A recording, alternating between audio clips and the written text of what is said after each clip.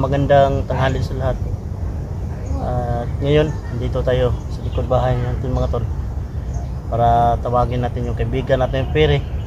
Dahil matagal na tayong hindi nakapagbisita sa bundok, lalong lalo na sa kaibigan natin Duwindi na si Hiraya. So, yun mga tol, natatandaan yung mga tol na mayroong binigay yung Pere sa atin na isang mutya na singbilog ng itlog ng manok. So, yun. Yun yung gagamitin natin para tawagin natin yung kaibigan Pere natin, Ulambana. Alam nyo naman mga tol, dahil yung inahaplos-haplos ko yung mutya ay lumabas yung Pere. So susubukan ko dito mga tol at kumustahin natin, baka sa susunod araw meron tayong ibibigay sa kanya na kumbaga yun, pasasalamat at utang na loob na rin sa tulong niya sa atin noon. So yan, ito yung binigay niya sa atin mga tol. Hindi ko talaga ito winala. Tinago ko talaga na mabuti para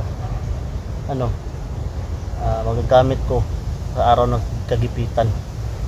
So yun, try natin ngayon na.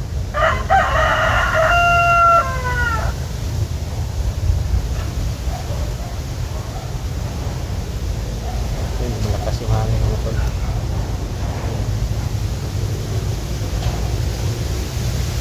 Kaibigan Pere, yan, malakas na yung hangin mga tol habang ina-upload ito mga tol. Kaibigan, nandito ka pa buha? Nandito ka po ba kaibigan Pere? Parang walang lumabas mga tol.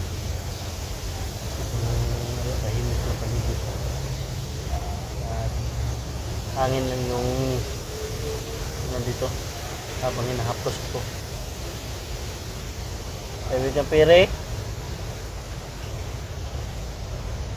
kaibigan, parang wala mga tol.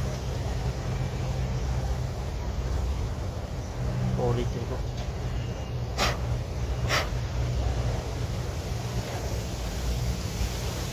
Kaibigan,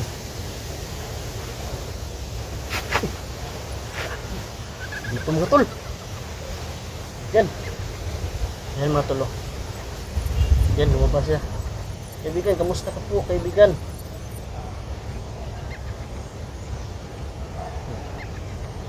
Dito po ako ngayon kaibigan para magpasalamat sa iyo at sana sa susunod na tawag ko kaibigan ay babalik ka dahil meron po akong ibibigay sa iyo na mga pagkain para na rin pasasalamat ko sa tulong mo sa akin. Kaya kaibigan, at meron din ako ipapadala sa iyo na pagkain para din kay kaibigan Hiraya.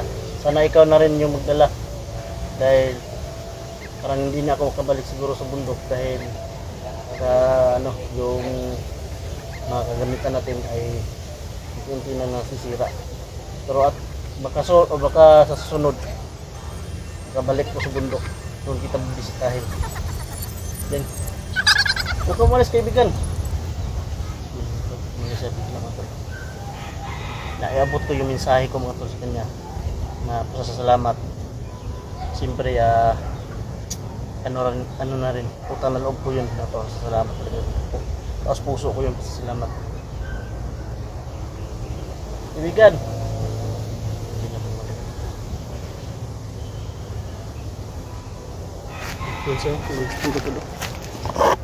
doon patungo man tolo. Gimana sa umikot doon sa pumunta. Sabi kaibigan nating Pere, mabait talaga yan sila mga tol. Sandali lang siya mga tol, parang nagmamadali siya. Hindi kaya mayroon nangyayari doon sa bundok mga tol. Mukhang may kababalagan siguro sa bundok na nangyayari mga tol. Dahil pinakinggan niya sandali yung mensahe.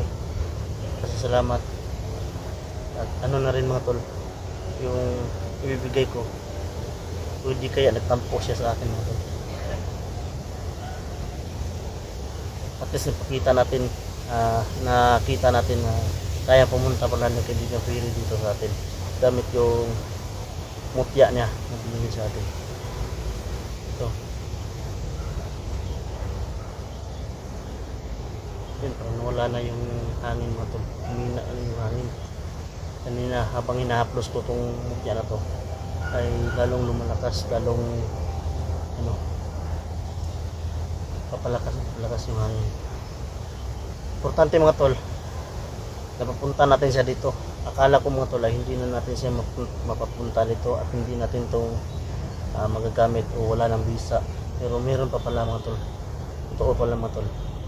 Pero yung nakaraan ay hindi talaga siya napagpakita habang hinahaplos ko to. Pero ngayon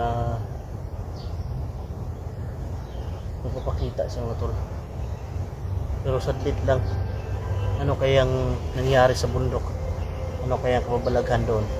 Bakit parang nagmamadali siya?